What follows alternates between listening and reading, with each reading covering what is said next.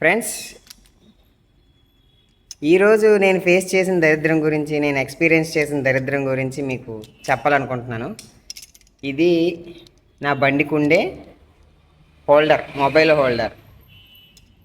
ఇది యాక్చువల్గా ఇరుగుతుందని నాకు తెలీదు. నేను ఐరన్ కొన్నానంటే, ఇది ఐరన్ది కదా, ఐరన్ కొన్నానంటే చాలా స్ట్రాంగ్గా ఉంటుంది, ఆల్ ఓవర్ ఇండియా తిరగాలి కదా అని చెప్పేసి అనుకున్నాను.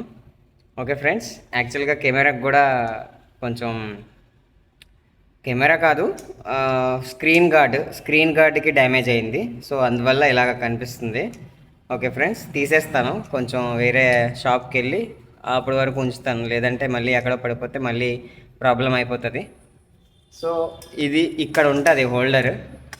ఈ హోల్డర్ ఏమైందంటే, బ్యాక్ కెమెరా బయట చూపిస్తా చూడండి.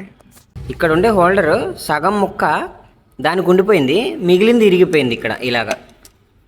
ఇది ఇరుగుతుందని నాకు తెలీదు, ఇరుగుతుందని తెలిసింటే నేను కొనేవాడిని కాదు.